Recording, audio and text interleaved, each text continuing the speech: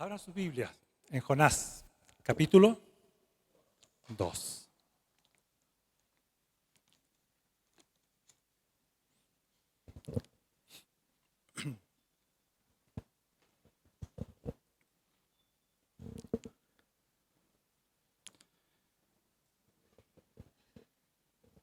La semana pasada terminamos con el texto que el pastor Manuel dijo que yo iba a continuar, ¿no es cierto? El versículo 17 del capítulo 1 dice: El Señor por su parte dispuso un enorme pez para que se tragara a Jonás, quien pasó 3 días y 3 noches en su vientre.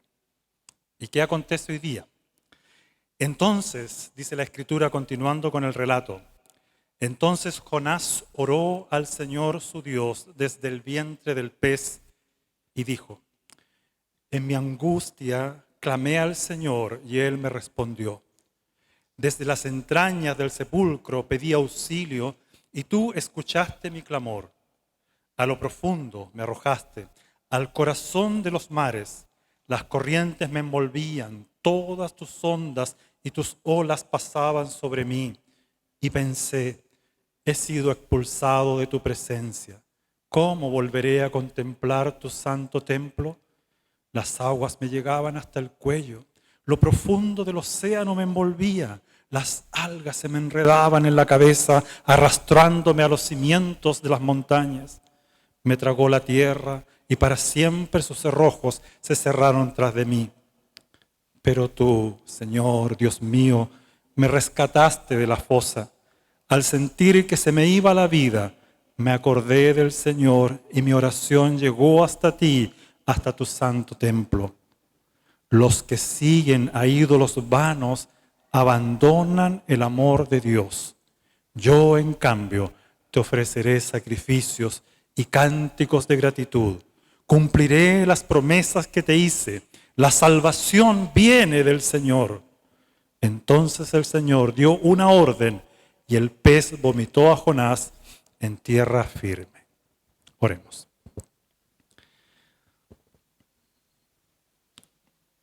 Señor, este es un momento muy especial, como lo ha sido todo este culto. Nos confrontamos ahora con tu palabra.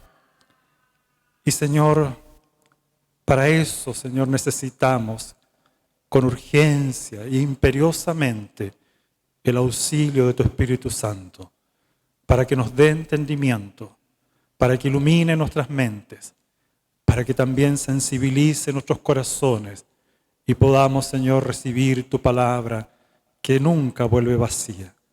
Señor, ayúdenos en este momento especial, ayúdeme a mí, deme de su sabiduría e inteligencia, unja mis labios para que predique su palabra y para que, Señor, usted sea glorificado.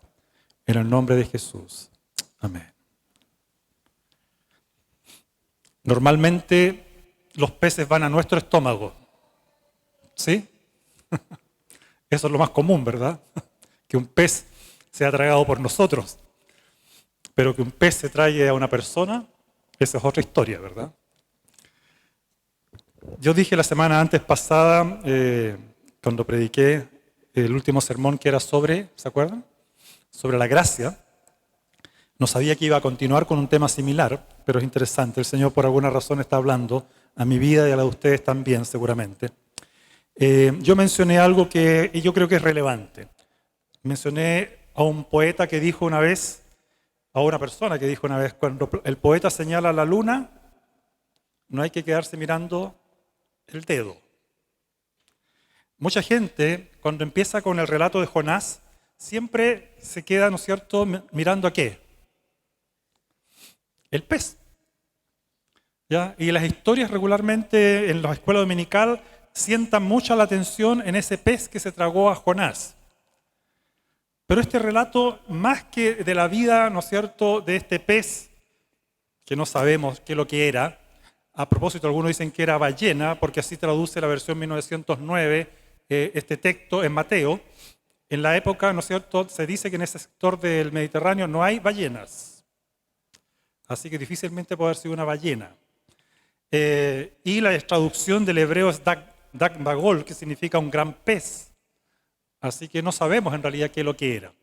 Pero como dije, no nos enfrasquemos ni nos quedemos centrados, en pensar qué tipo de pez se habrá tragado a Jonás. Eso no tiene relevancia para el relato histórico, ¿ya? Eso va más allá de lo que la Escritura nos está mencionando. Y tampoco es el foco de atención.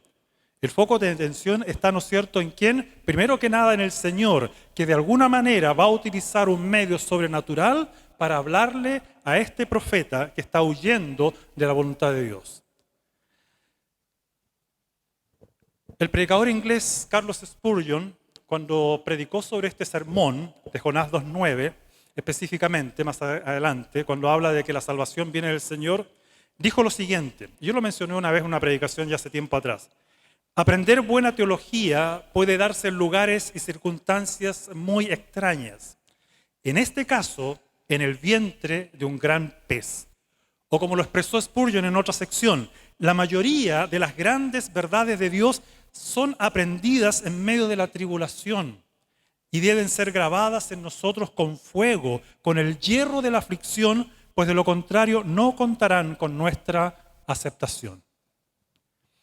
No sé cuál es la vivencia de ustedes, ¿no es cierto? Pero no sé, regularmente uno se ha dado cuenta que cuando uno aprende algunas lecciones que tienen que ver con lo que es la voluntad de Dios, a veces no la aprendemos a la buena. Regularmente la aprendemos, como decimos en Chile, a la mala. O como dice el escudo nuestro, o por la razón o la fuerza. Y regularmente es más por la fuerza, a veces. Nos cuesta aceptar, ¿no es cierto?, cuando Dios tiene que hablar a nuestras vidas. Y en el caso de Jonás, este hombre no será una excepción en cuanto a la necesidad de que tenga que comprender que huir de la gracia de Dios, como lo ha hecho este hombre, tiene sus consecuencias. Y este profeta va a tener que aprender esta verdad en uno de los lugares más extraños que el ser humano puede concebir. ¿Cómo será, no es cierto? ¿Cómo habrá sido esa sensación de Jonás? Bueno, lo describe un poco aquí y lo vamos a ver. Pero como dije, en cuanto al pez que se tragó a Jonás, el autor no va a entrar en lujo de detalles. Esta mención al pez está en dos lugares, 1:17 y en el capítulo 2, versículo 10. Ahí está la mención nada más del pez, cuando se lo traga y cuando lo vomita. Y eso sería todo, ¿ya? El término, como dije, en hebreo es dag gadol, que significa un gran pez. Lo importante, como ya he mencionado en esta porción de Jonás, no es el hecho en sí de qué tipo de pez se haya tragado a Jonás, sino en la estancia en el vientre del pez que obliga a este profeta a un tiempo de profunda reflexión en cuanto a qué está pasando con él, qué ha ocurrido en cuanto a esta desobediencia que él ha ejecutado contra Dios. Yo estudié teología en un seminario por 4 años. Llegué a la primera iglesia donde asistí cuando tenía 10 años. Hoy día tengo 60. Eso quiere decir que llevo en la iglesia, ¿cuánto? 50 años. 50 años. Ya saben cuántos años tengo. O cuántos voy a cumplir, todavía no los cumplo. Cuidado, no cambio folio todavía, me falta poquito. Y aprendí muchas cosas, sin duda, tanto en la sala de escuela dominical, siempre tengo buenos recuerdos, o en el seminario donde aprendí tantas cosas. Pero fueron en las circunstancias, hermanos, más difíciles de mi vida cuando asimilé estas verdades de la palabra de Dios. No fueron intelectualmente aceptadas, ¿no es cierto?, o asimiladas adecuadamente hasta que pasé por momentos difíciles en mi vida. Este año particularmente ha sido para mí uno de los años más complejos que me ha tocado vivir, aparte del tiempo cuando estuve, ¿no es cierto?, iniciando mi diabetes hace 5 años atrás. De ahí ha venido una decadencia, pero este año ya, este segundo semestre al menos estoy bastante mejor, hermano mío, por si acaso, bastante mejor. Pero he tenido que aprender a duras, ¿no es cierto?, con difíciles circunstancias, que hay cosas que el Señor quiere implantar en mi vida y que de otra manera no las habría asimilado. Dios, queridos hermanos, quería usar a Jonás, a este hombre que vivió hace 800 años atrás, ¿no es cierto?, antes de Cristo, para dar a conocer esta gracia salvadora a una ciudad muy impía o un pueblo muy impío como eran los ninivitas. Una ciudad que a los ojos de Jonás, hemos visto por el pastor la semana pasada, no merecía, según Jonás, recibir la misericordia de Dios. Él no podía concebir por ese espíritu o de orgullo nacionalista que él debía compartir un mensaje con esta nación. Pero aquí queda manifiesto cuando Jonás dice en su oración en el capítulo 4, versículo 2, me voy a adelantar un poquitito, y él lo manifiesta y dice, ahora, oh Jehová, ¿no es esto lo que yo decía estando aún en mi tierra? Por esto me apresuré a huir a Tarsis, porque sabía yo que tú eres Dios clemente y piadoso, tardo en enojarte y de grande misericordia y que te arrepientes del mal. ¿Se dan cuenta la oración que está haciendo Jonás o no? Esta oración me recuerda un poquito, ¿no es cierto?, la historia del fariseo y el publicano que oraban, ¿no es cierto? Uno humillado, Señor, sé propicio a mi pecador, y el otro, el fariseo que hacía, Señor, te doy gracias porque no soy como este publicano, ni como estos otros, ni nada por el estilo. Aquí vemos, ¿no es cierto?, a un hombre de Dios, un profeta, haciendo una oración que es inconcebible para un hijo de Dios. Señor, por eso yo no quiero ir a predicar a Tarsis, porque yo sabía que tú los ibas a perdonar, porque yo sabía que tú los ibas a tener misericordia, porque yo sabía que tu gracia se iba a derramar, porque tú no te enojas con los pecadores, porque eres y te arrepientes, ¿no es cierto?, de hacerles mal. ¿Oraríamos así nosotros? Pero sin embargo aquí encontramos a un hombre que se dice profeta de Dios haciendo una oración que no debería estar en el corazón de ningún hijo de Dios. Por eso, hermanos míos, creo que es importante entender, como Pablo menciona en el capítulo 3, versículo 18 al 9, que comprendamos a cabalidad cuál es realmente la anchura, la longitud, la profundidad y la altura, y de conocer el amor de Cristo que excede todo conocimiento para que seamos plenamente llenos de la plenitud ¿de quién? De Dios.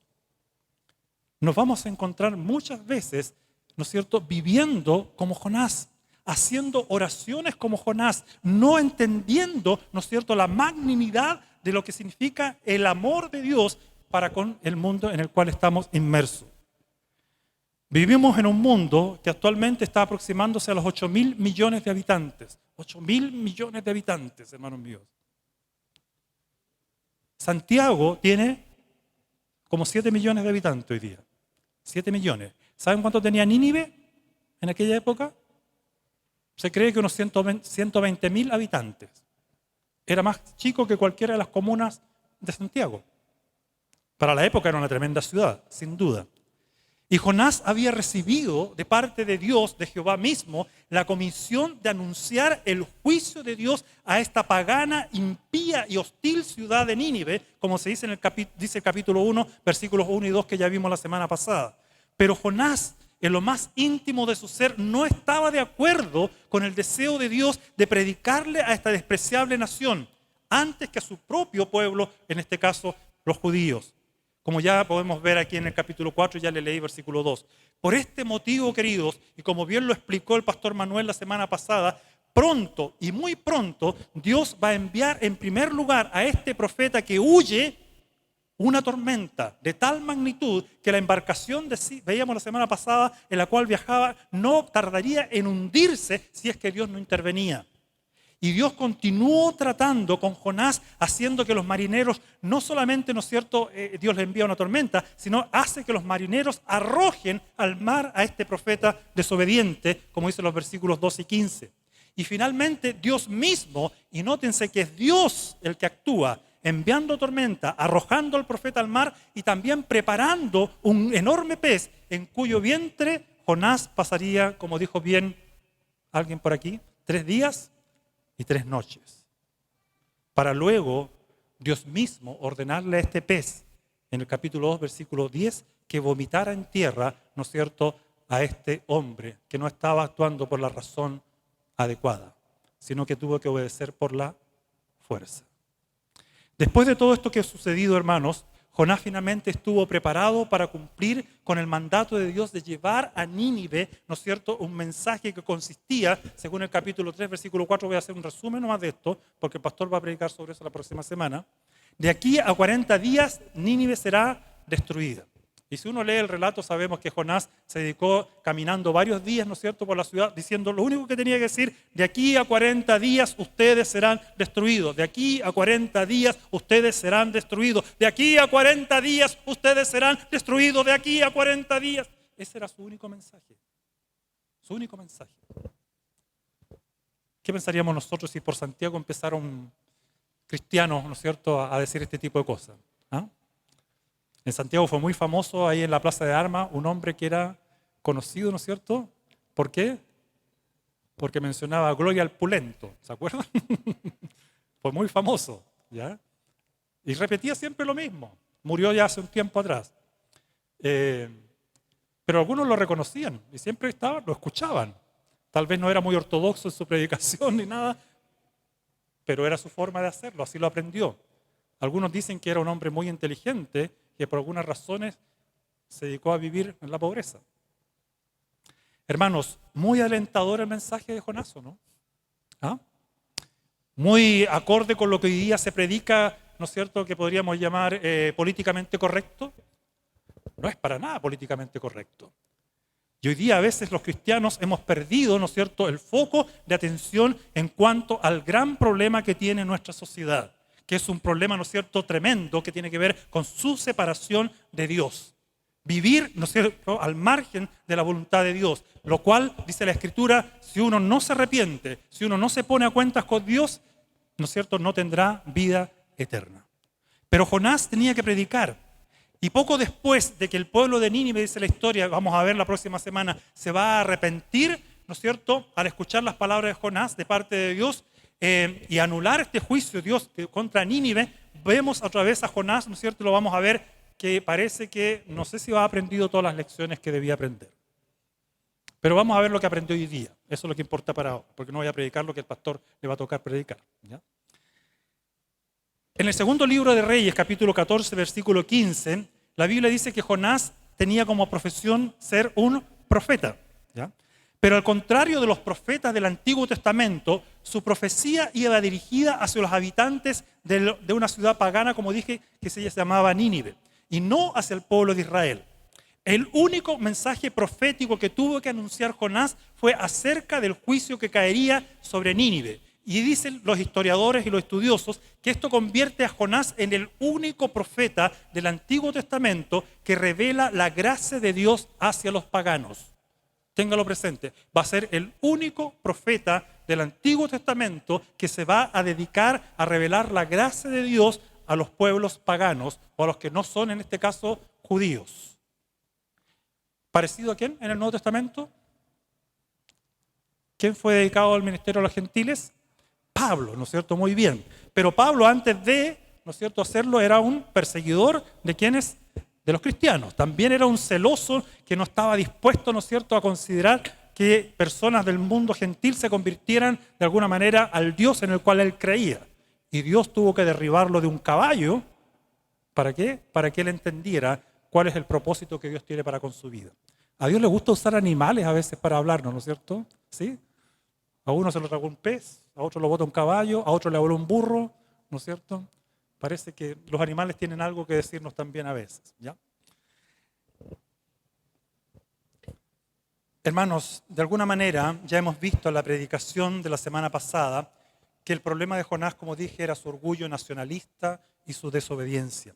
Creía que él podía determinar quién debía ser salvo y quién no, a quién dispensar gracia y a quién no. Pero en su infinita misericordia, Dios le va a enseñar, ¿no es cierto?, a través de circunstancias muy complejas a este profeta, que el único que tiene derecho a determinar la salvación de alguien es Él y solo Él. No sé si lo captan esto, hermanos míos. Y esto es relevante para la misión. Esto es relevante para nosotros que predicamos un mensaje de salvación.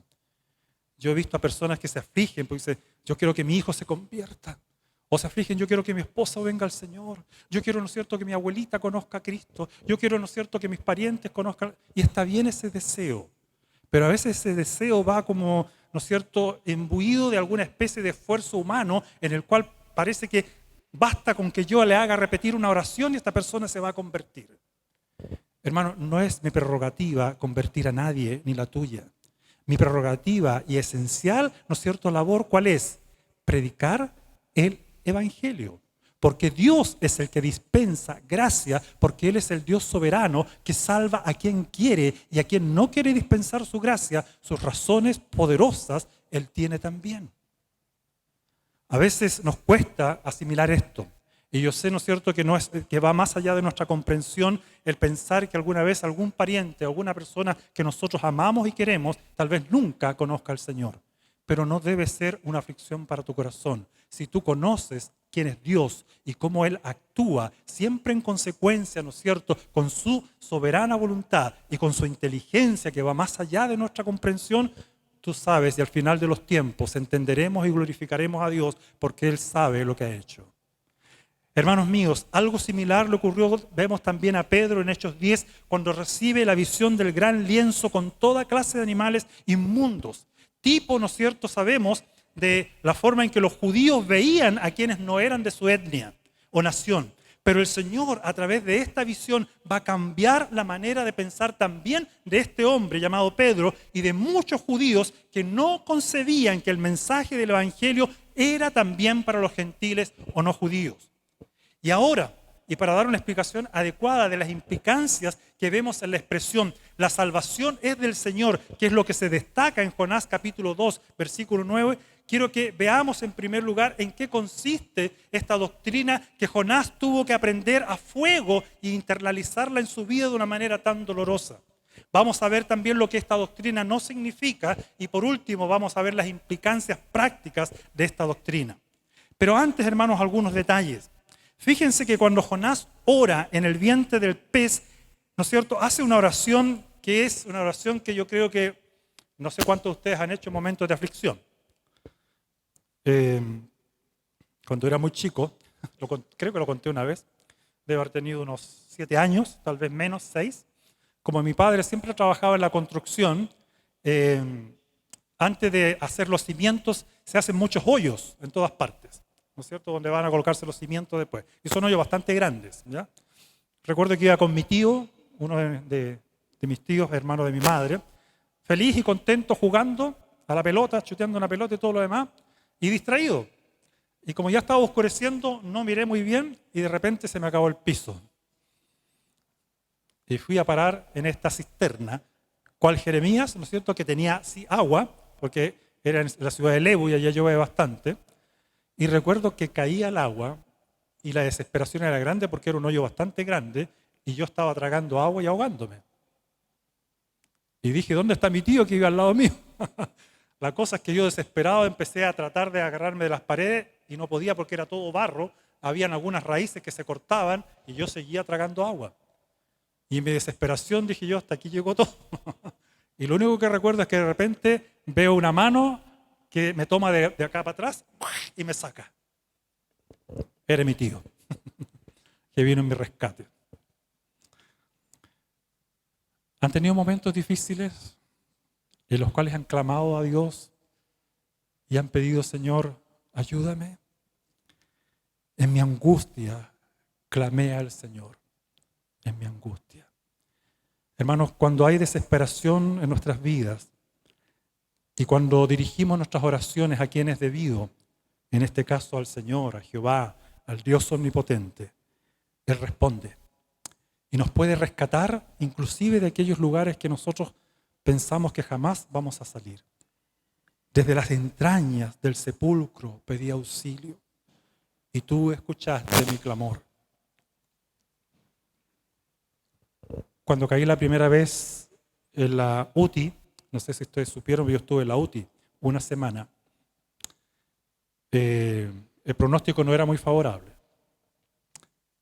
Yo llegué realmente con falla renal aguda, ¿ya? Y tuvieron que entubarme entero. No se lo recomiendo a nadie.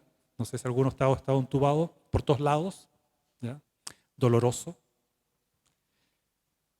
Y en ese momento, yo creo que son los momentos que he estado más cerca de la muerte. Realmente clamé al Señor y dije, Señor, ok, si hasta aquí debo llegar, bien, que se haga tu voluntad. Aunque usted sabe que uno por dentro, ¿qué es lo que quiere? Señor, sácame de aquí. Sácame de aquí. Y lloré varias veces, muchas veces. Y en esos momentos fue cuando el Señor empezó a trabajar en mi vida, y fuerte. Y lo ha estado haciendo por varios años, hermanos míos, por 5 años.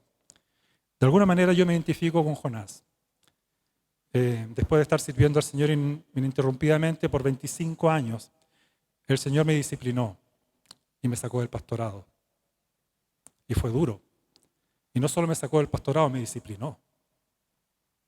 Yo lo reconozco ahora, me disciplinó.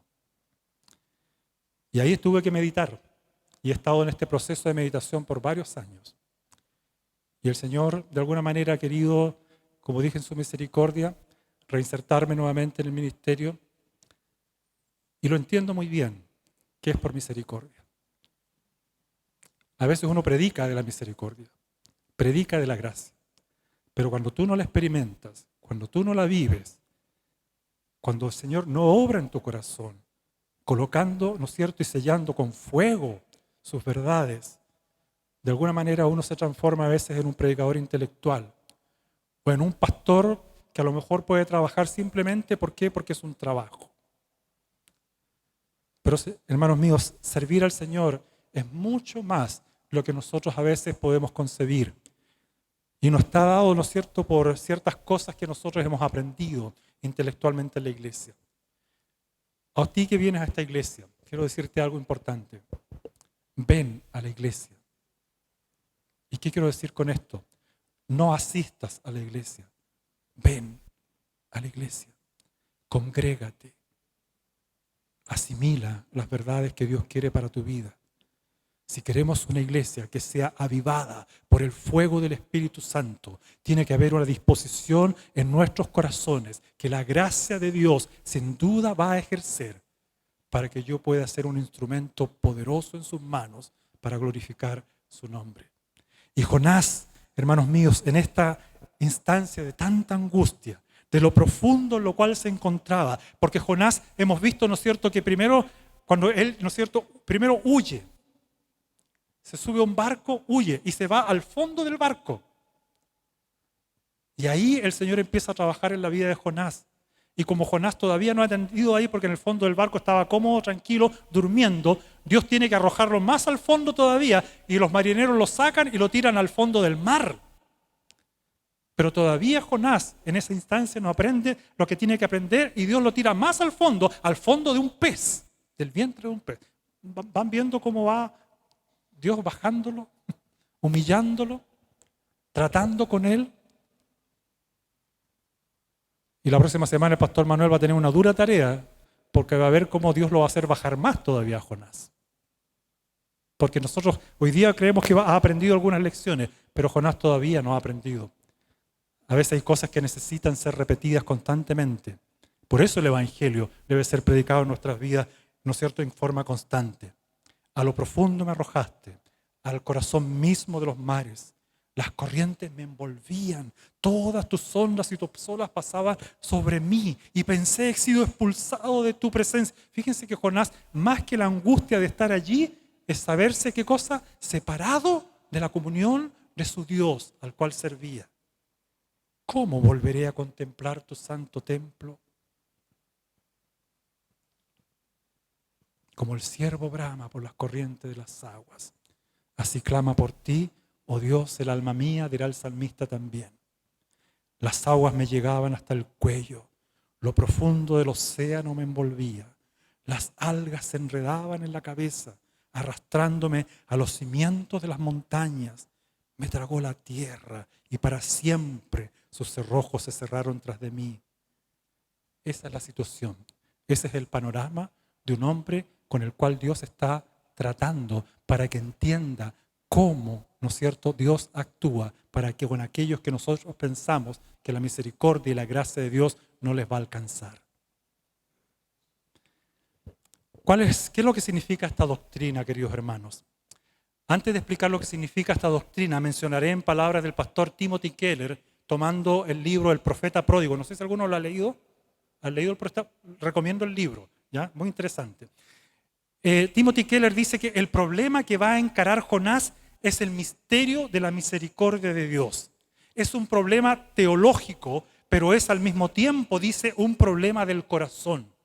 A menos que Jonás viera su propio pecado y se viera como alguien que vivía totalmente por la pura misericordia de Dios, nunca entendería cómo Dios podía ser misericordioso con los impíos y todavía ser justo y fiel.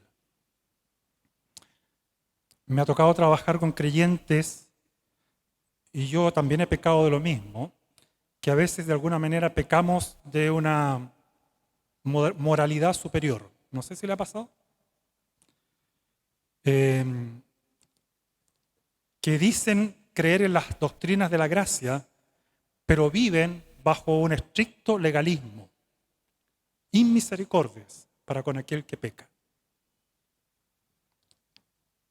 Y no ha sido fácil entender, hermanos míos, que a veces Dios actúa de una manera, y si tú lo has vivido, experimentado en tu propia vida, de otra manera que a veces ni siquiera yo entiendo. Señor, ¿por qué me perdonaste hoy? ¿Por qué tuviste misericordia de mí hoy? No lo sé. A veces yo mismo me autocondeno, tantas veces. Pero aquí vemos, hermanos míos, que Jonás va a tener que aprender, va a tener que entender cómo obra Dios, va a tener que ser corregido y de una manera radical con Dios, por parte de Dios mismo en cuanto a entender cómo es que Dios obra en los corazones. En el capítulo 1 y 2 vemos que se nos va a describir lo que ya dije, ¿no es cierto?, este descenso de Jonás para llegar hasta lo más profundo, a tocar fondo él mismo con su vida, porque después de haber sido, ¿no es cierto?, después de haber descendido al fondo del barco, después de haber descendido, ¿no es cierto?, al fondo del mar o haber sido arrojado, después de haber descendido al fondo, ¿no es cierto?, del vientre de este pez, no va a bastar hasta que Jonás no descienda a lo más profundo de su propia miseria para entender cómo es que Dios obra. Hermanos, en primer lugar debemos entender que la obra de salvación es una obra solamente de Dios y está determinada por un decreto eterno, es decir, ha sido planeada por Dios mismo, por Él, desde principio a fin. Y esto es un misterio realmente tremendo. Jonás sabía esto porque era un profeta de Dios. Sabía esto, ¿no es cierto?, porque Dios se lo había encomendado. Si hubiese sido por Jonás, él jamás hubiese planeado ir a esta ciudad de Nínive, menos predicarle a estos impíos e inmundos gentiles como él los veía en su concepción judía. Jonás había olvidado que el plan de Dios y manifestado en la temprana historia a través de Abraham en Génesis capítulo 12 era que la bendición alcanzara a todas las naciones, a todas. Hoy, nosotros como creyentes sabemos que este plan es aún desde antes de la fundación del mundo, como dice Efesios capítulo 1, versículos 3 al 7. Por lo tanto, no hay duda que analizando en forma somera las Escrituras y teniendo como referencia estos pocos textos que les he mencionado, vemos que la obra de salvación es enteramente de Dios, ha sido planeada por Él para su gloria, como dice Romanos capítulo 9, versículos 15 al 16. Porque Él dice a Moisés, tendré misericordia del que yo tenga misericordia y tendré compasión del que yo tenga compasión. Así que no depende del que quiere ni del que corre, sino de Dios que tiene misericordia. ¿Qué les dice esto a ustedes, hermanos míos? ¿Cómo habla esto a tu corazón en cuanto al mensaje, ¿no es cierto?, y a la orden de Dios de ir y predicar el Evangelio a toda criatura? Hermanos, nosotros debemos estar dispuestos a llevar este mensaje, incluso a aquellos que a nosotros nos parece que no deberían recibir ese mensaje. Aquellos que a lo mejor hoy en día son una lacra para nuestra sociedad, pero sin embargo a lo mejor el Señor dice, ve y predícale a aquellos que tú consideras una lacra, pero sobre los cuales yo extiendo mi misericordia.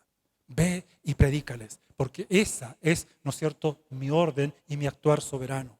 La salvación ha sido planeada por Dios y debe ser ejecutada por aquellos siervos e instrumentos que Dios ha determinado. En este caso, Jonás, pero también nosotros. En segundo lugar, hermanos, la obra de salvación, vamos a ver también, es una obra solamente de Dios y es entregada solo por Él. Es decir, Dios proveyó la forma en que el ser humano fuese salvado. Jonás fue el instrumento usado por Dios para proclamar este mensaje de salvación a Nínive. Incluía el anuncio de la ira de Dios sobre esta ciudad si ésta no se arrepentía. Esto es muy importante hoy en día, hermanos míos. La gente no puede comprender el amor de Dios si no comprende, ¿no es cierto?, también en primer lugar cuánto de la ira de Dios estaba cernida sobre su vida. Debía pregonar por toda la ciudad que de aquí a 40 días Nínive sería destruida. Según el relato posterior de las Escrituras, uno ve Mateo capítulo 12, 40 al 42, Jonás es considerado un tipo de la persona de Cristo. Y Dios lo usó como tal para decir que nuestro Señor estaría enterrado por 3 días y 3 noches en la tierra, como Jonás lo estuvo en el vientre del pez.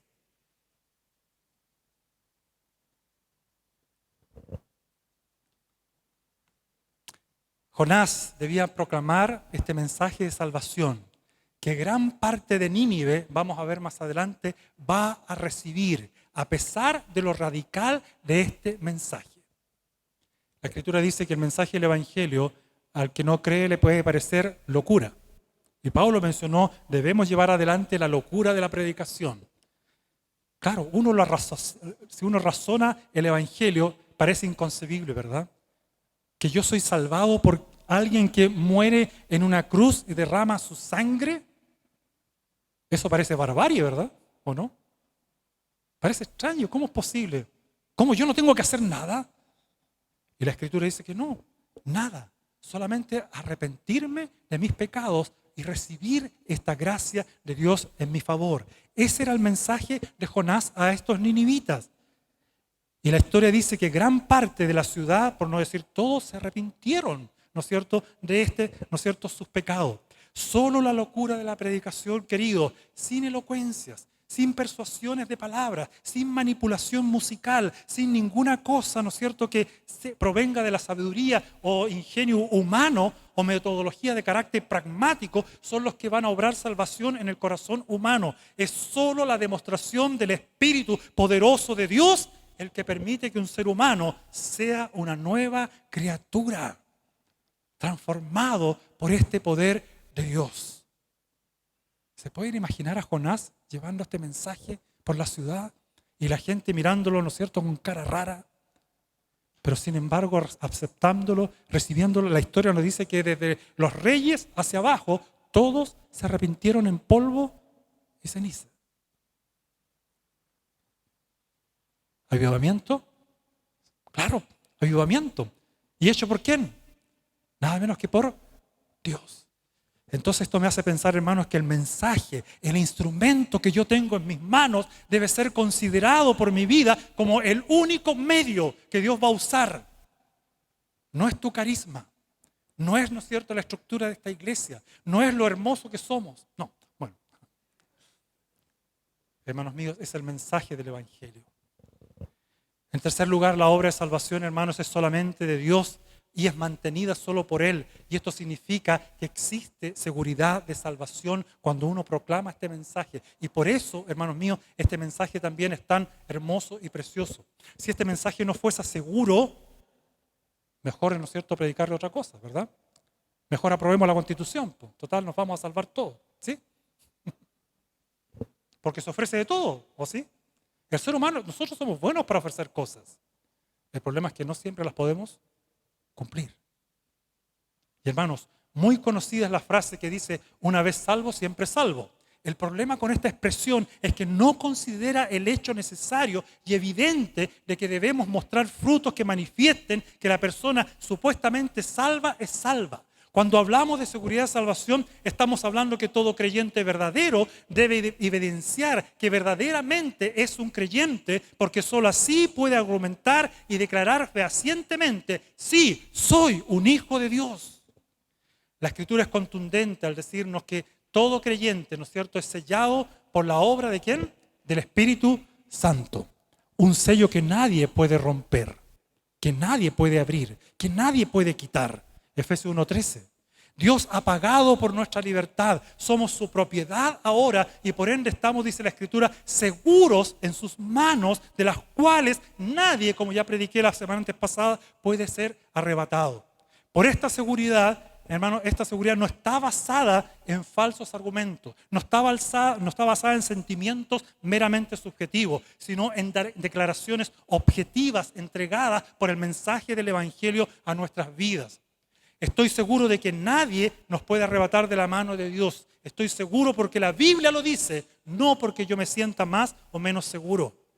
La pregunta es, ¿estamos realmente en sus manos? ¿Eres tú un hijo de Dios? ¿Has visto la obra de gracia obrando en tu corazón? Los verdaderos creyentes son, como dice Spurgeon, los que oyen y siguen a Jesús. Él tenía una frase, dice, el creyente en Cristo tiene dos marcas. Tiene una marca en la oreja y otra en los pies, decía él. ¿Por qué? Porque el verdadero creyente oye y ¿qué hace? Y sigue a aquel que lo ha llamado. ¿Cuáles son las marcas distintivas de tu vida? ¿Estás oyendo el mensaje del Evangelio cada domingo? ¿Estás oyendo el mensaje del Evangelio cada día cuando abres la palabra de Dios? Y lo importante, lo otro, ¿estás siguiendo ese mensaje? ¿Lo estás viviendo en carne propia? Jonás, ¿solamente qué cosa? Había oído de alguna manera, o escuchó, pero no oyó, porque no prestó atención, porque no hizo caso a lo que Dios le estaba entregando. Hermanos míos, somos llamados a este mensaje de seguridad que Dios nos entrega. Y si tenemos esta seguridad, también queremos compartir este mensaje tan importante para una sociedad que vive con tanto temor, con tanta inseguridad, ante tanto, ¿no es cierto?, ante el mundo que nos rodea. En cuarto lugar, la obra de salvación es solamente una obra de Dios y tendrá un final que va a ser glorioso. Hemos visto, ¿no es cierto?, o hermoso podemos decir, es el cuadro que nos presenta Apocalipsis capítulo 7, versículos 9 al 12, en donde los redimidos de todas las naciones, dice la Escritura, de todas las tribus, lenguas, están en la gloria y proclaman a gran voz, la salvación pertenece a nuestro Dios que está sentado en el trono y al Cordero. Muy parecido, hermanos, a lo que expresó Jonás.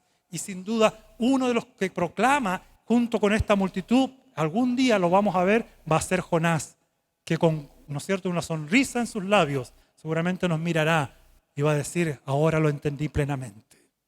Ahora lo entendí plenamente. Hermanos, en esta forma sucinta he manifestado lo que significa la doctrina de la salvación pertenece solo a Dios. Pero rápidamente quiero ver dos cosas, lo que no significa esta doctrina. Quisiera enfatizar dos aspectos, como dije, que son de suma importancia. En primer lugar, la salvación no fue planeada por Jonás. No fue programada por él. Las intenciones de Jonás no eran Nínive. Las intenciones de Jonás era seguir en su propia nación, hablando y profetizando de lo que Dios tenía que entregarle a su pueblo. Porque Jonás no quería que Nínive se salvara. Como dice el capítulo 4, versículo 2, Jonás no podía aceptar que Dios fuese misericordioso con este pueblo. Al punto que, como dice el versículo 3 de este mismo capítulo, él quería que Dios le quitase la vida antes que ver a Nínive arrepentida y salvada. Señor, mátame, pero no me permitas ir, ¿no es cierto?, a este pueblo.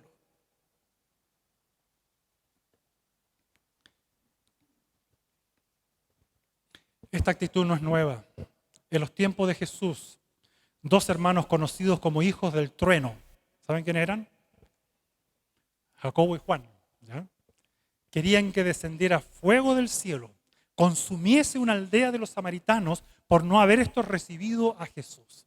Señor, ¿quieres que descienda fuego y lo destruyamos? Y ante esta actitud, nuestro Salvador misericordioso les reprende y dice, vosotros no sabéis de qué espíritu sois, porque el Hijo del Hombre no ha venido para perder las almas de los hombres, sino ¿para qué? Para salvarlos. Si la intención, queridos, y el plan de Dios era salvar a Nínive, ¿quién era o quién se creía Jonás para atreverse a pensar otra cosa? Dios es el que planea, Dios es el que ejecuta el plan de salvación y nosotros no somos solo instrumentos, en sus manos para esta misión tan gloriosa. Y como Jonás, no nos compete hacer juicios condenatorios si es que Dios no lo ha hecho con respecto a alguna persona. Mientras haya vida, siempre habrá esperanza, ¿no es cierto?, de que Dios puede obrar salvación en la vida de las personas. Hoy sigue resonando, queridos, el mandato de nuestro Señor Jesús en Marcos 16:15. Id por todo el mundo y predicad el Evangelio a toda criatura. A toda criatura. En el original dice a toda etnia. Nosotros no predicamos solamente a países. Les predicamos a las etnias que viven en cada país. En Chile viven muchas etnias, no solo los mapuches. Hay otros más, ¿no es cierto? ¿Les han predicado a todos ellos? Hay tribus en África subdivididas en miles, o en Asia, un montón de etnias que no han escuchado todavía del Evangelio. Y la Escritura dice, id por todo el mundo y predicad el Evangelio. Esa es la misión a la cual Dios me ha encomendado. En segundo lugar, la salvación también no es determinada por la voluntad humana o por lo que se llama el famoso libre albedrío. El hombre, hermanos, ya hemos visto, está muerto.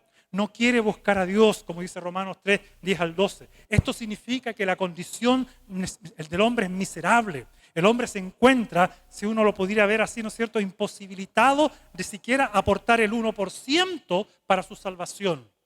Todas las religiones del mundo, incluso el cristianismo falso, se caracterizan por el esfuerzo humano en alcanzar salvación. Pero la Escritura es clara y contundente en mostrar que la incapacidad total del ser humano, ¿no es cierto?, hace imposible que ésta alcance salvación por sus propios esfuerzos o méritos. La salvación tiene que ser del Señor y solo del Señor. De otra forma, queridos, nadie podría ser salvo. Alguien ha dicho que si el hombre pudiese salvarse por esfuerzo personal, sería como tratar de cruzar el Atlántico desde las costas argentinas y llegar a Europa nadando. ¿Se podría?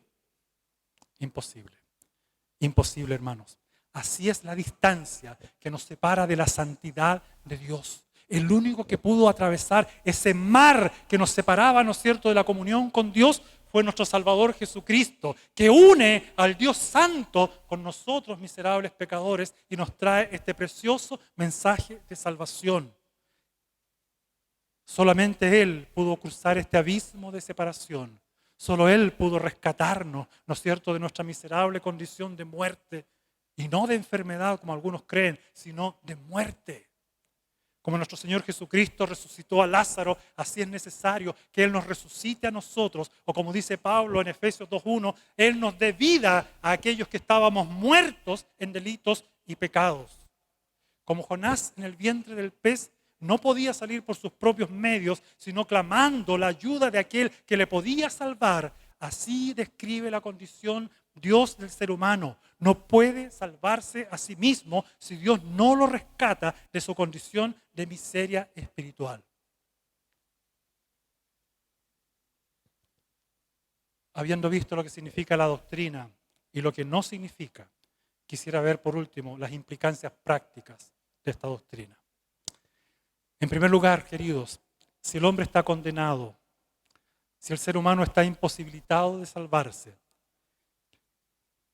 y no puede buscar a Dios por sus propios medios, entonces vemos, hermanos míos, que solo Dios es el único que puede intervenir en nuestra salvación. Dios es el único que puede salvar al ser humano que hoy día vive alejado de Él. Por eso es que la Escritura dice que toda la gloria le pertenece a Él. Por eso es que Él dice, ¿no es cierto?, que somos salvados por gracia para que nadie se gloríe. Ni yo que predico, ni aquel que recibe el mensaje de gracia se gloríe o pueda decir algún día, no, yo levanté la mano y hice la oración del pecador y por eso soy salvo. No, no, querido, no.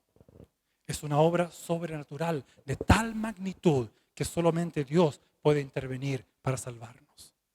En segundo lugar, si el hombre está condenado y no puede ni quiere buscar a Dios, entonces, querido, la predicación del Evangelio es la clave para llevar la salvación al ser humano. Esto significa, ¿no es cierto?, entender que el mensaje del Evangelio, como dice Pablo en Romanos, es realmente la dinamita de Dios, el poder de Dios. ¿Para qué? Para salvación. Y la pregunta es para nosotros, ¿conoces el Evangelio? ¿Vives el Evangelio? ¿Proclamas el Evangelio? Queridos, si este mensaje es tan importante, es tu deber y el mío conocer el mensaje del Evangelio de tapa a tapa y proclamarlo a este mundo, ¿no es cierto?, que necesita este mensaje. En tercer lugar, si el hombre está condenado y no puede ni quiere buscar a Dios, entonces no debemos manipular a las personas con palabras o metodologías inventadas por el hombre. Es la obra del Espíritu Santo y solo Él puede obrar en el corazón por medio de su palabra inspirada. Yo crecí en medio de iglesias en las cuales la música, los himnos, ¿no es cierto?, el llamado del pastor, a veces, ¿no es cierto?, hacía como 20 llamados, al punto que yo mismo como creyente de repente ya estaba diciendo, pucha, ¿cuándo se va a cabrear? Yo recuerdo haber visto personas que se convirtieron porque la esposa le pegó un codazo al marido que estaba al lado para que levantara la mano y pasaba adelante. Hermanos, cuidado, cuidado. A veces Dios tiene misericordia con esos codazos también. Pero hermanos míos, es una obra del Espíritu Santo.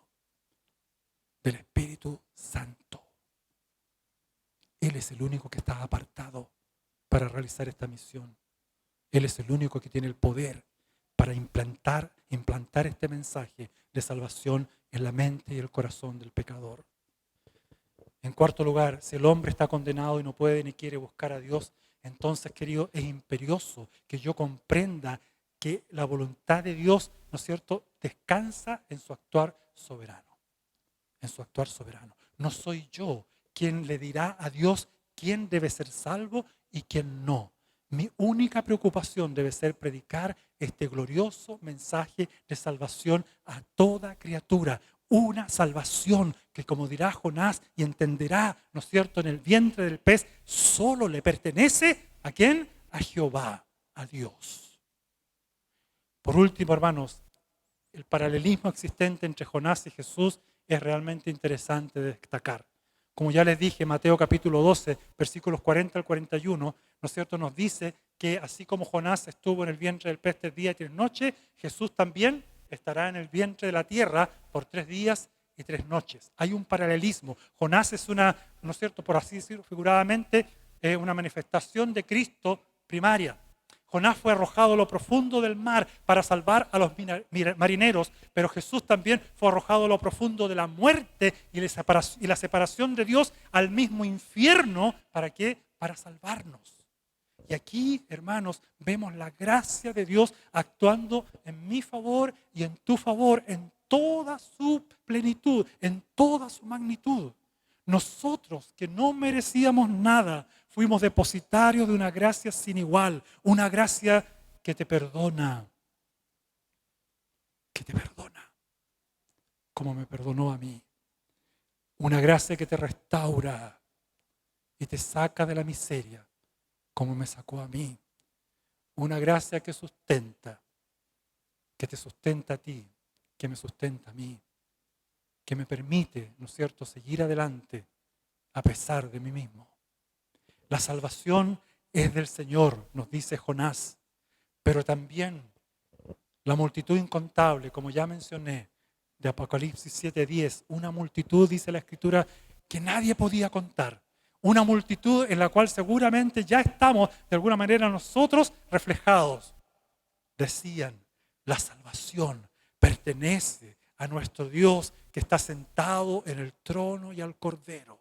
Una salvación desplegada a miserables pecadores, a hombres y mujeres, niños y adultos, ¿no es cierto?, que estaban viviendo en la miseria de sus vidas, a los cuales Dios rescató cuando no merecían nada de parte de Dios.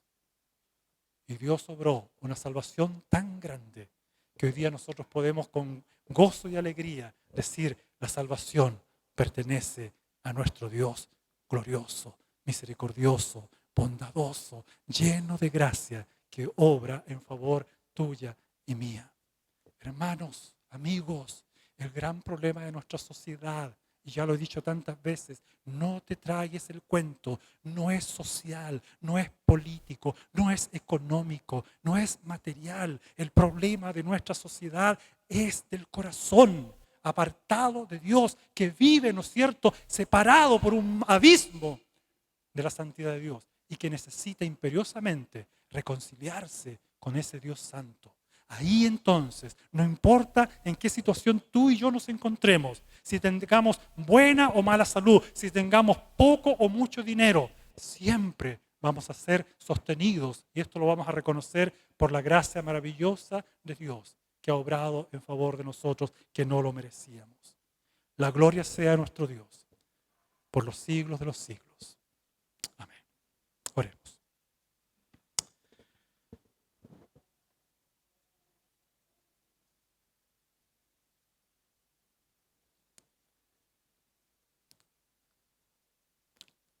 Señor y Dios, aquí estamos, Señor, un grupo de tus hijos, hombres y mujeres que en una etapa de nuestras vidas vivíamos, Señor, sin dirección alguna. Nuestra única dirección es la condenación. Y un día, Señor, tú interveniste en nuestras vidas. Algunos de nosotros llamaste nuestra atención de una manera drástica. Nos llamaste en medio del dolor, de la angustia, del rencor. Cuando estábamos llenos de delitos y pecados que nos separaban de ti. Y quisiste obrar, Señor, salvación en nosotros. Otros tal vez nos encontrábamos pensando, como Pablo, que éramos buenos hombres o buenas mujeres. Pero también, Señor, de una manera drástica, nos mostraste la realidad de nuestro corazón, que también éramos delincuentes, que teníamos un prontuario que no podía ser borrado si no hubiese sido por ti, el juez de los jueces, que carga sobre Cristo Jesús todo nuestro prontuario delictual y nos perdonas todos nuestros pecados. Señor, qué salvación más maravillosa la que has obrado. Y lo has hecho, Señor, desde tiempos inmemoriales, desde que el ser humano se alejó de ti en nuestros primeros padres. Tú has seguido, Señor, tomando la iniciativa para buscarnos y sigues llamándonos y sigues diciendo, ¿dónde estás? ¿Dónde estás? Señor, sensibiliza nuestros oídos, que no tengamos un corazón duro como Jonás, si somos tus hijos, y que seamos, Señor, obedientes, humildes, proclamadores de un mensaje tan maravilloso que trae salvación a nuestra sociedad. Padre mío, no permitas que caigamos en la dureza de corazón. Y Señor, si necesitamos comprender cómo tú obras, cómo es que tu gracia actúa, y para eso tenemos que ser, Señor, tratados a lo mejor de manera dura y fuerte, con dolor. Oh Señor, si esa es la manera para poder entender la profundidad, la anchura, la longitud, la altura de tu misericordia y de tu amor, entonces que así sea. Porque queremos ser una iglesia, Señor, que comparta realmente lo que es la gracia tuya. Oh Señor, aquí estamos. Como quisiéramos solamente entender por la razón. Ojalá, Señor, que tu palabra siempre pueda hacernos comprender a través de la obra de tu Espíritu Santo la necesidad de obedecerte, de entender que tú nos amas y que por amor debemos responder a ti también. Aquí está tu pueblo, Señor. Obra en nosotros. Obra, Señor. Te lo suplico y agradezco en el nombre de Jesús.